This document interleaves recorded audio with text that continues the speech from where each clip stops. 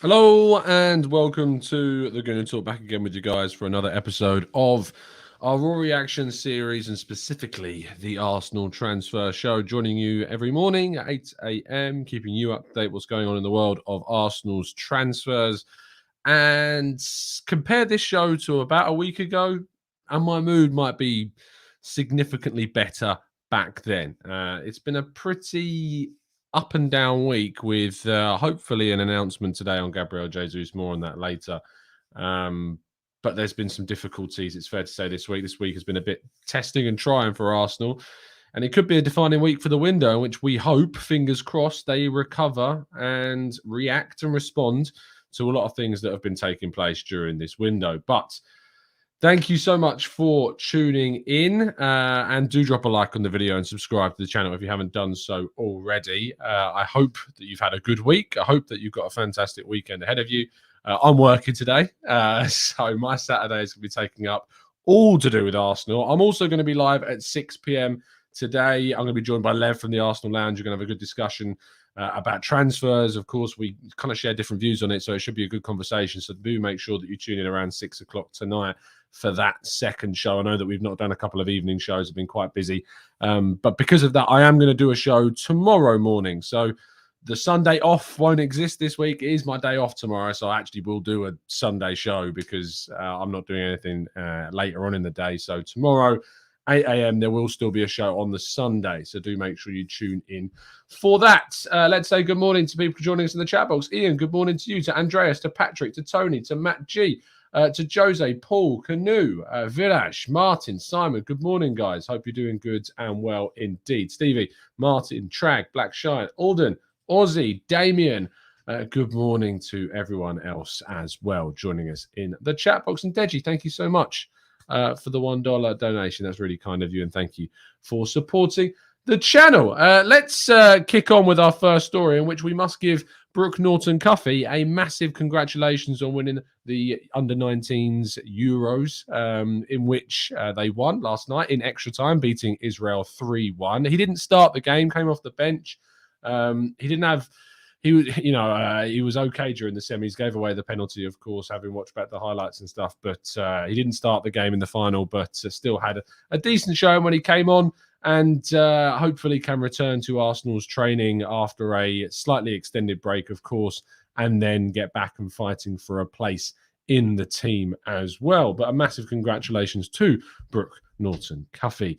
Now, Matteo Guendouzi's departure from Arsenal was confirmed yesterday. He joins Marseille on a permanent deal for around £9 million, reaching around the 11-12 million euro mark.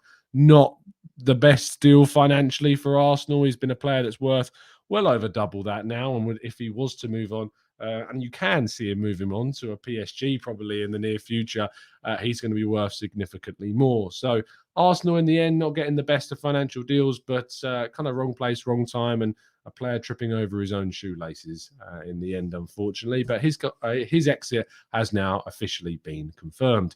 Despite that, there are other players that will move on, probably for similar small fees. And the asking price for Pablo Mari is said reportedly to be €6 million. So not even breaking the £5 million mark at the moment, which is a bit of a shame. I thought Arsenal might be able to demand a bit more for Pablo Mari, considering they paid double that. That's really frustrating. But he's a player that hopefully will give us some financial backing during the window. But him, in comparison with other players, hopefully will add up to a significant kind of, fee for Arsenal this summer. But with Nicolas Pepe's future still uncertain and it looking unlikely he will earn Arsenal a serious figure at the moment, Nicolas Pepe's situation is the club are actively searching for suitors. There isn't really that many coming forwards. Kind of tells you much about the player and how much we're paying him. But fingers crossed, Marie, Leno, Pepe, Maitland-Niles, Bellerin are players, along with others, that we can also move off the wage bill this summer. We're just going to have to wait and see what ends up happening. Now, William Saliba has supposedly had the number 2 given to him for next season. This was a leaked image that has spread around social media. It's not yet available on the official version of the Premier League website when I checked, but this was still an image that was circulated Still need this to be verified. But it wouldn't surprise me if he became the number 2 once Bellerin moves on in the summer. It is the vacant number that I would expect him to take when Bellerin does leave. Speaking of announcements, Gabriel Jesus' number 9 was spotted on the Brazilian Arsenal Direct website. Surely an announcement is going to be taking place at some point today, maybe even as soon as we've wrapped up this video. So if you're watching this later on, it hasn't been announced at the time of the live show. Hopefully we have an announcement of Jesus today at some point. 9 o'clock sometimes is the time in the mornings. Other than that, it has been in the afternoons. Fingers crossed we get an announcement, because quite frankly, they've been taking the mick with how long they're stringing this one out. Moving to the potential ins, and unfortunately a player that won't be joining Arsenal, as I'm sure you all know by now, of course, is Raphinha. Arsenal have supposedly officially pulled out of the race. They haven't even made a bid since Chelsea stumped up that £60-odd million bid at the start of last week. I look forward to seeing what hopefully we see from him in a Barcelona shirt rather than a Chelsea shirt. That would soften the blow to missing out on Raphinha.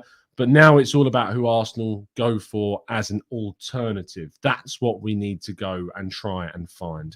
Moving on to our next story, and we look towards Arda Guler, who is a player that I know next to nothing about. We talked about him on yesterday's show, but links again have surfaced with the 17-year-old who has scored 3 goals and got 3 assists in 12 top-tier Super League appearances. I don't really know how to word that any better, to be honest, but he's already playing at a senior level. Despite his young age for Fenerbahce, Arsenal was said to be tracking him. Beyond that, not really anything concrete on that anymore. However, what there is a concrete story about is Amadou Onana of Lille, Belgian international as well, actually pipped Sambi Lokonga to a place in the last Belgian international squad. Arsenal have been tracking Onana for some time, according to good friend of the show, Sacha Tavolieri, a Belgian reporter, very well connected in the Belgian football scene. Helped in a piece and an exclusive that we did regarding Lokonga staying at Arsenal this summer, and broke a lot of the news around both Tielemans and Lokonga in the course of the last 12 months. So I have no reason to doubt this information that Arsenal are tracking Onana, but there are other teams interested, specifically from London, in the Belgian international. Really exciting young player. We know that Lille know a midfielder when they see one, from their time of getting the likes of Basuma, of course, and Samara, etc. Now it seems that Onana is indeed the next one. Arsenal was said to be tracking him, perhaps one for a future kind of window rather than this summer. I don't see why Arsenal would go for another young, up-and-coming centre midfielder if they weren't either going to loan him out or if someone was going to depart, because we've got quite a few players of that ilk already at the club. Now, the penultimate story is that Arsenal's interest in Youri Tielemans remains. Ben Jacobs of CBS Sports reported yesterday that despite the fact that Arsenal called their interest, Edu continues to be in regular contact with the player's representatives. The player is said to be very open to joining Arsenal still. Manchester United have got an interest in the player, it is said, but Tielemans' preference remains Arsenal. For me, with the way the window is going right now, Arsenal probably need to push ahead with this one and reignite that interest significantly and pay what Leicester are asking for. Otherwise, Arsenal may end up with a rather silly-looking window come the end of things if they don't sort their you-know-what out. And that leads us quite nicely into the headline story of the day, which is, of course, Lisandro Martinez. Now, report from David Ornstein yesterday was that Manchester United have finally made their move and have actually moved into the lead in the race for Martinez and become the favourites. Martinez is said to be keen on the possibility of reuniting with Erik ten Hag, and Man United will now look to try and agree a fee with Ajax. Arsenal aren't out of this yet. However, there doesn't seem to be a willingness at the moment to match the asking price of Ajax. There doesn't seem to be that either from Man United at the moment, but there has been reports of Ajax's willingness to come down on their price tag. It's been a really crap week for Arsenal transfers. Not only has the Jesus situation strung Arsenal fans along, to be honest, a bit with the announcement, and that's built up frustration, but the Raphinha situation and now the Lisandro Martinez situation has certainly built up frustration. I think that's been evident in a lot of my YouTubing colleagues that we've seen. Both Harry, I watched his show last night. You could see Harry's frustration when talking about this. You could see Lev's frustration on the Arsenal Lounge, and we're going to have a chat about that this afternoon. You know, for me, I continue to have patience. I'm an optimist, as you guys know, and I can see you guys are struggling in the chat box just glancing at your comments. Now, we've never done this much business if you include Jesus' obviously done deal this early on. We've never really spent this amount of money this early on in the window. That gives me encouragement that if we do miss potential primary targets, that it gives us the time to go and get very good alternatives.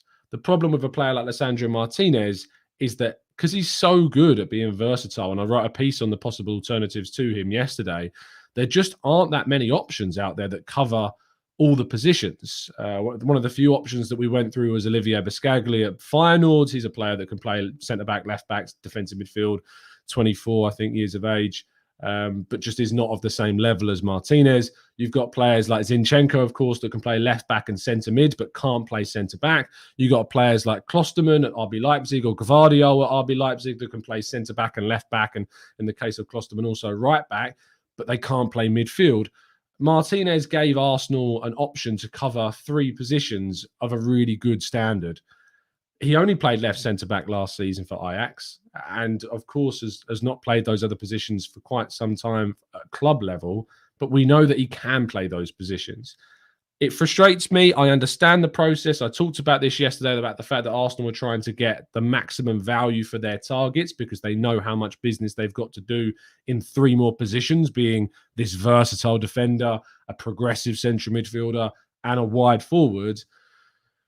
But it's just a frustration, obviously, that Arsenal are unwilling to push that little bit extra or early enough to get deals done. Now, the encouragement, obviously, is the Fabio Vieira deal. You know, that deal was done behind the scenes. We didn't know what was going on. We didn't know what happened with that deal. And it came out of absolutely nowhere. It seems like we can do these deals without it cropping out in the media. And Arsenal, as I've mentioned and wrote an exclusive piece on this, are putting in place strategies to try and limit and restrict the amount of information that is being leaked out. The Lisandro Martinez, the Gabriel Jesus, the Tielemans, the Raphinha situations have all come out into the media, and only the Jesus deal has been completed. And it seems that when Arsenal's deals and potential targets do crop out, it is having an impact on their success rate regarding completing them. It's a frustration. There is still time left to get this one done if Arsenal really push for it, but it's not looking great. And it's a frustration. You know, it is a frustration. There is still plenty of time left, and we might be feeling very different in a week's time. As I said, go back and look how I was talking about the window a week ago compared to how I feel now, and that in itself shows you how quickly things can change. I hope that the same thing happens next week. But right now, I'm not wildly optimistic about it, but I am remaining patient, and we will wait and see what happens. Let's go to you guys in the chat box now. We've completed today's stories, and that means, of course, we will go to you guys in the chat box. So if you indeed do have a question you would like to throw in, now is the time to do so after this quick break.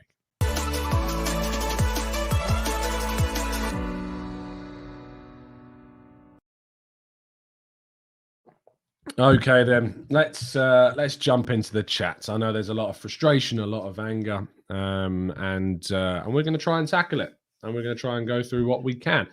Vacan says, what alternatives do we have to Lisandro Martinez? Well, I just talked you through a couple of them that I've kind of thought about, but they're just not of the kind of same level, and they're not of the level of versatility that Martinez brings. Zinchenko, as I said, gives you left back and central midfield. You've got players like Gvardiol, RB Leipzig, or Klosterman that give you a lot of kind of coverage in the defensive line. You've got Olivier Biscaglia at Feyenoord, who can give you those versatility in midfield and defense and left back, but not to the same level that Martinez can. It's tough. It's really, really difficult. So let's wait and see what happens in the future. Rich says, would you ever consider Daley Blind, Tom? I don't think so. I think Arsenal need to go for a significantly better player than Daley Blind if we want to push forwards. Freddie says, why didn't we do that with Martinez then? Just go straight with the 43 million. As I explained on yesterday's show, Arsenal are trying to get maximum value out of the bids for their players because they know they've got to cover lots of different positions. That's the reasoning that I can come up with and theorize, but whether or not, it's right or, even the case of effective right now is very, very difficult to kind of see. Tom says, hi, Tom. Do you think because we are not going to get Martinez or Raphinha, we will change the plan and strengthen other areas like getting Tielemans? Arsenal have got their priorities. We know that we've got players that we want to get in different positions. And if we aren't getting one, you think it would mean that we would push to get another. Only time will tell, Tom, whether or not that happens. Fingers crossed we can see it. Sam says, I would love Gnabry, but I think it's unrealistic. You think? Of course it's unrealistic. It's absolutely not. Anton says, is it time to panic buy? Absolutely not. The reason why we sit here at the start of July having spent more money than we ever have done at this point in a window is because we were doing our business as early as feasibly possible, getting deals done, negotiating alternatives if we didn't get them done, and we have got time now to react and respond to not getting other potential targets. We know, as I've said from the Fabio Vieira deal, that a lot of these moves do take place outside of the realms of the public and out of the public eye. Hopefully, that is happening with plenty of others. Jack says, looking like another one of our transfer windows where we take too long to conclude deals. I don't think that's a fair suggestion on the 2nd of July. I really don't, when you consider how much we've done already. I think that would be a inaccurate comparison to windows where we sit in August and start talking about it. And trust me, if we get to August and we've not got these positions sorted, I will join you in that criticism. But I won't get all hyperbolic and overreactionary in July. Luke says, thanks for the show, Tom. How important do you think it is for Arsenal to have a strong remainder of the transfer window in terms of tying down Saka and others to new deals? Saka, of course, is a massive part of this transfer window. He remains a priority for the club, and the club are trying to get that deal done. It is going to take some time to agree something. As we know, he's got the same agency as both Nketiah and Balogun, and they're both on a combined wage of £140,000 per week. You can imagine that Saka is going to want something in probably excess of the combined wage of the two players. Andy, thank you so much for the donation. Andy says, Tom, if we get Tielemans, do you think Xhaka is going? No, I don't. I think strengthening the squad is not about replacing players. Strengthening the squad is about adding quality, moving on surplus talent, and I wouldn't describe Xhaka as surplus to this team. He provides quality, provides consistency at times for Arsenal, and Tielemans, I think, adds more and different kind of abilities to what Xhaka does. They're different players, and therefore they cover different ranges of questions that oppositions can ask and that we need answers to. Let's go to Stephen, who says, I think we have to take a deep breath. We have done some good transfer business so far. Targets are exactly that. Targets.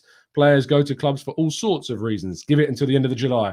What I would say is that Arsenal moving for these types of players that we obviously are being beaten to at times, or winning in the case of G.Jesus, shows you the types of players that Arsenal are going for. Can you remember the amount of times you either joined a YouTube channel or jumped into a chat box and players were criticised because no one else signed them?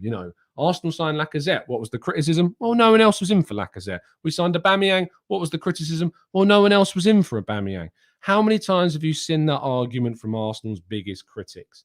And yet when Arsenal try and compete and go for other big signings, our hit rate is not going to be 100% successful, because Arsenal are probably in one of the weakest points they've ever been in their modern history in the window. We won the Jesus race despite interest from Spurs and Chelsea and Juventus. We won that race and got our main man. Fabio Vieira, if you go back through links over the past 12 to 24 months, has been having interest in him from plenty of top teams as well. But in the case of Raphinha, we weren't able to do it because we weren't able to go to the figures that we were willing to spend, or that rather Chelsea were willing to spend and Barcelona were willing to spend now. But the opportunity seemed to spark Arsenal into action with that one. With Martinez, we identified this target fairly early on, and we've tried to get him for a figure that would allow us still to move for other positions and without compromising our ability to do that. But again, I circle back to answer this question from Stephen again by pointing to that same fact, that how many times did you see criticisms of Arsenal's transfer targets being not so good because we were going for players that no one else wanted.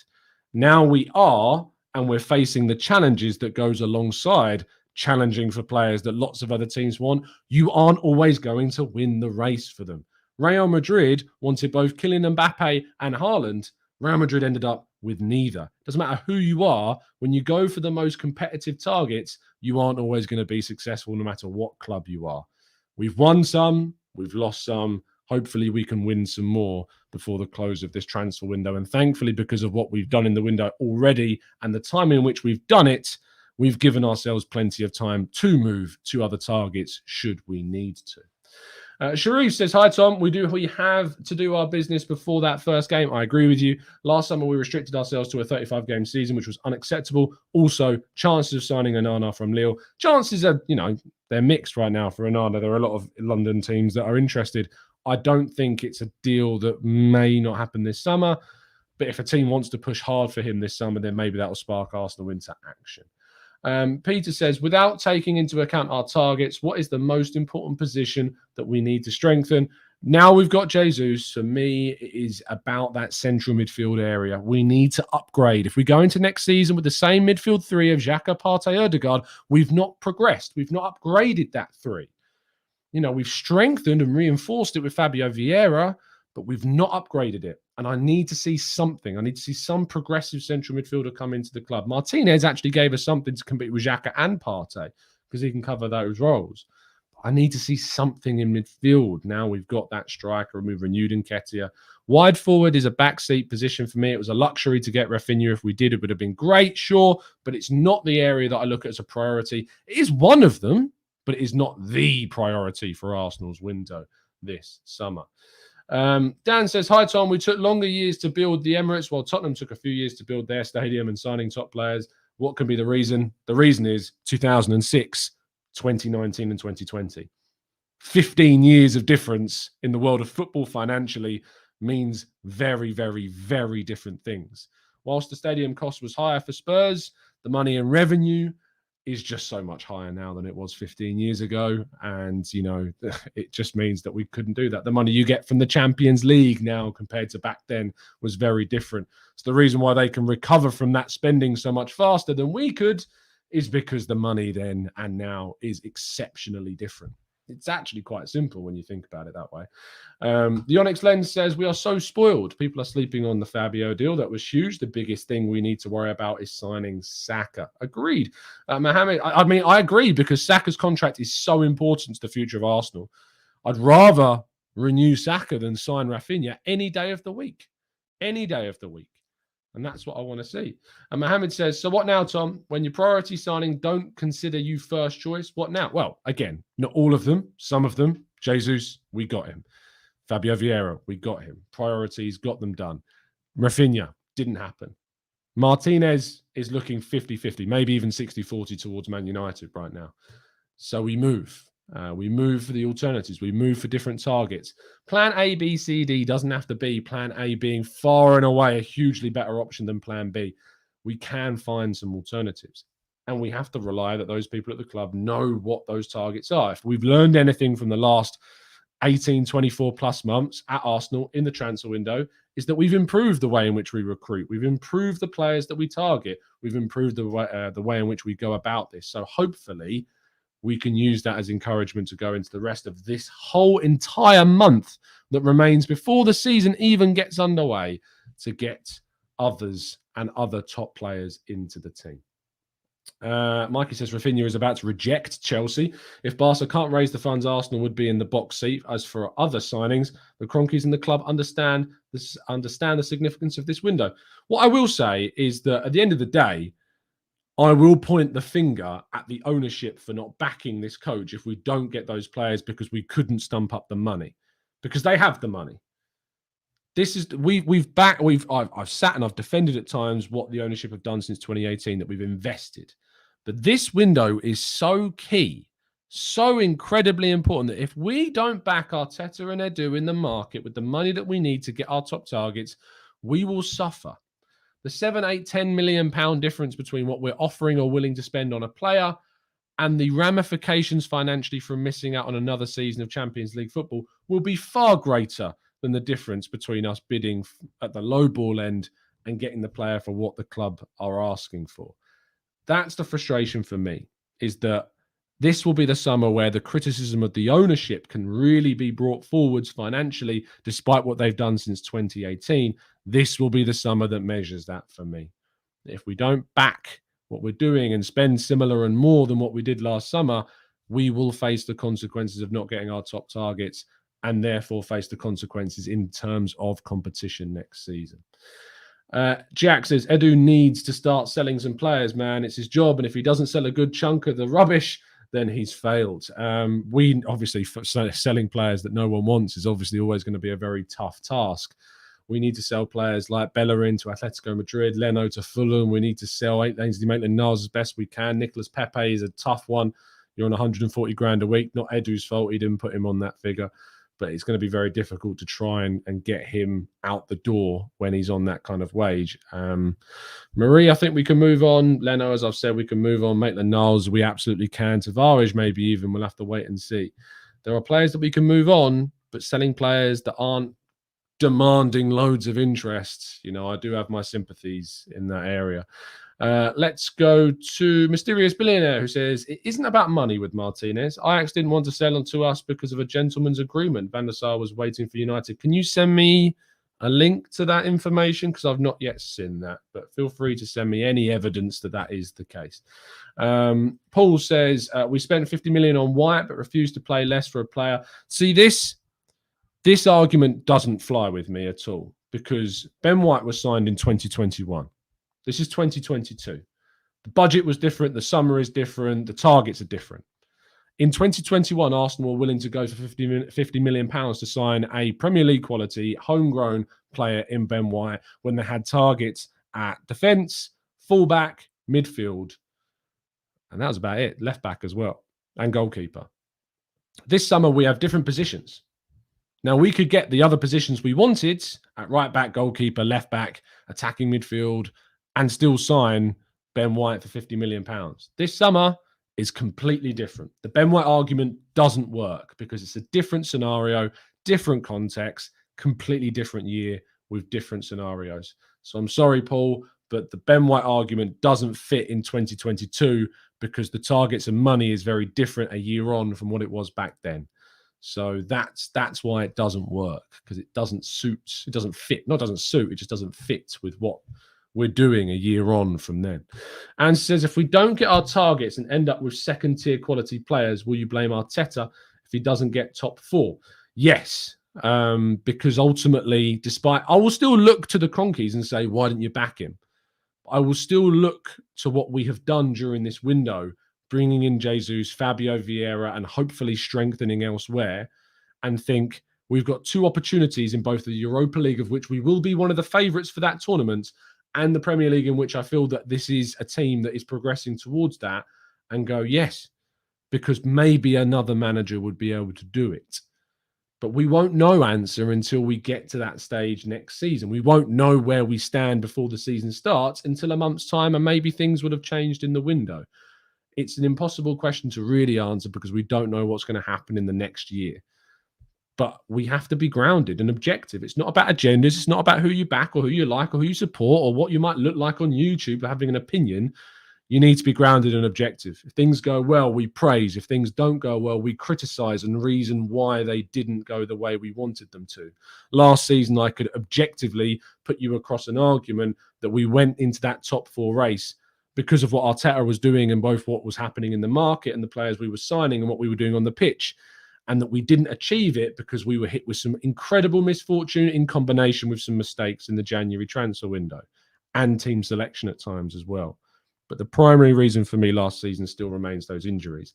Next season, we'll see what happens. It's all about being objective. It's not about sitting on either side of an Arteta fence.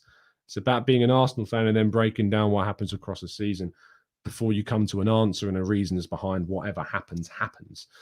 Let's go to Makabongwe, who says, are we really in for Jared Bowen or not? Because I'd love to have him after we get our centre midfield and Martinez. Well, the Beautiful Game podcast are not a outlet that I would sit here and say are unreliable. They have incredible connections and get some fantastic guests on. So I don't know why they would make something up like that. I have no reason to doubt that information, that Arsenal are interested. The problem with Bowen is that West Ham are his employers, and West Ham tend to ask for silly fees for their players. And I don't think you get Bowen for anything less than 70 million plus. But we'd have to wait and see. A lot of people are asking about Grimaldo. I need to have a quick check on where those reports are coming from. Let's have a quick check. The record in Portugal says Arsenal have an eye on him, and the club is only asking for 7 million. Well, that will very much entice Arsenal. Claims that he can play centre mid and left centre mid. I need to check up. Not seen loads of the guy, just know him more so as a left back. But I've not seen credible links to Grimaldo yet. Doesn't mean it's not true. Just not seen anything cross-referenced along those lines. Martin says, calm down, people. Still 2 months of the transfer window to go. I would counter that and say, for me, there's one. Yes, there's 2 months factually, but there's 1 month before the season starts. And that's a big, big thing for Arsenal this summer. We can't go into we can't go into the start of the season still having not signed some priority positions. We can't afford to do that.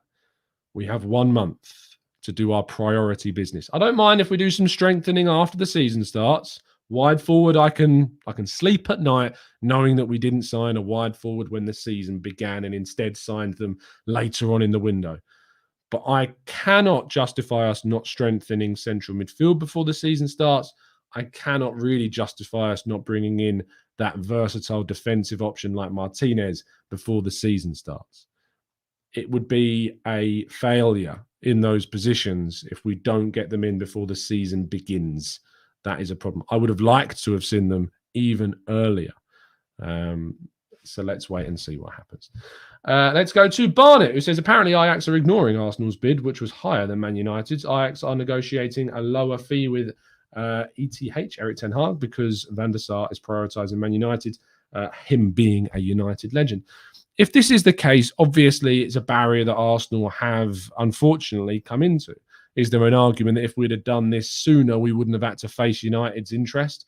We don't know how long United, of course, have been interested in the player for. It could have been going on behind the scenes for a lot longer than we've been aware of. We don't know. I hope things change.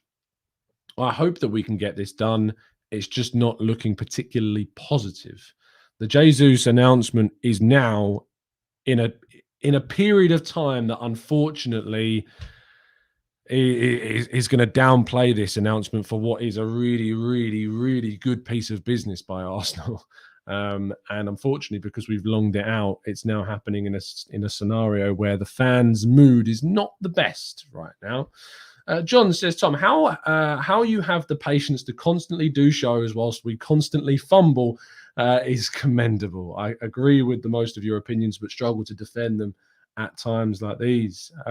Look, it's very, very difficult not to get angsty and angry and frustrated.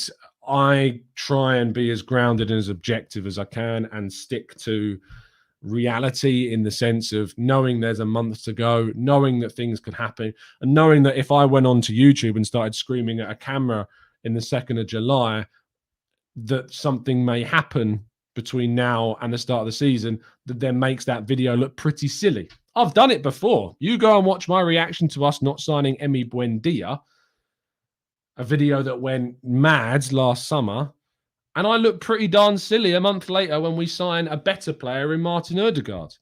So I'm not going to sit here and do that. I, like this club, I'm going to learn from some of the mistakes that I've made in previous videos and previous summers and not lose my head yet, especially when what we've done has impressed me. And especially when we've spent more at this point than we ever have done before at this point. So I look forward to seeing what we do, and we'll go from there. We'll keep covering it. We'll keep talking about it. We'll keep reasoning it until it gets to the point where it cannot be reasoned, and then we will start to break it down and be critical. Let's go to the Onyx Lenton says, who would we sign the next month that we could start? Tielemans, of course. I agree with you. Xhaka probably will start that first game of the Premier League season. It's not unusual for new signings, no matter the size of them, to have to bed their way into a team. Even Bruno Guimaraes at Newcastle had to bed his way into that team. It's not unrealistic to expect that our team won't feature all that many new boys against Crystal Palace. I think Jesus obviously will. I think there's a chance Fabio Vieira could be involved, but probably not from the start, especially in that midfield three. And the back line, I think, will be the same. Ramsdale, Tomiyasu, White, Gabriel, Tierney will be our back five. I think Partey, Xhaka, and Ødegaard will be the midfield three. And I think that Martinelli, Jesus, and Saka will be the starting front three. And that ironically means, that we've changed one player in the start of the season, which I know to a lot of people come across as, wow, we spent how much in the window and we've only replaced one starter. Of course, across the grand scheme of a season with 4 competitions, it's not that simple and things change pretty quick. But yeah, I agree with you that I think Xhaka will probably start that first game, unless he, of course, leaves. Let's go to Sam, who says, you all got to remember, like Tom said, a lot of this is done on WhatsApp and it's all about connections. Just look at the players we got and their connections. Again, I will highlight there are things going on that we don't know. And if that your mood is based entirely on what you see in the public domain, you are ignoring what can happen behind the scenes, which is, a lot. That's why, again, I sit here on the 2nd of July and say, we've got a month to go. A lot can happen. Who knows what might happen even in the next week? Let's wait and see. William says, the important thing to see is that it is what our plan Bs for right wing and forward positions and left back. Don't like the word plan B, to be honest. I want competitors in every role. That's what I want to see. And I know you've said there, seeing that the 2 priority players in that position don't want to join us. We need to make sure that we bring in competitors in every position, not just players that are backups. I don't want backups. I want competitors. Elliot says, when will Arsenal stop lying to us and just say we never act like a big club when there is competition around a player we want? Again, Elliot, I'll bring you back to the point I said probably about 10 minutes ago now, that how much did we see people complaining about us signing players that no one else wanted? Now we're going for players that other teams want, which is a good thing, but it does mean that you are sometimes going to miss out on those players no matter who you are. Can't have everything. You can't have it both ways. Arsenal can win some of those races as we've done with Jesus, and they will lose some of those races as we have done with Raphinha. I hope Martinez falls our way. It's not looking great right now, but I hope that it does. But us going for players that other teams want is a good thing. It's a very, very good thing. It means we're moving for better players, better targets, not players that are just easy to get over the line because no one else came in for them, which was something that a lot of you watching this, I know, probably will have used as a criticism before. Not all of you, I'm sure, but a lot of you. Mohammed says, Tielemans and Zinchenko before the end of the month. How does it sound? I'd be very happy with those 2 players coming to the team. I think they improve the squad massively. It would be something I'd be very, very open to indeed. Lynn says, Tom, if we've had paid for Martinez, Man United wouldn't be there, or are we just running the window down? Look, Martinez is the argument with the payment side of things. We only know what is in the public domain and what we've heard. If Arsenal had gone in earlier and harder for Martinez, remember, we initially bid 25 million.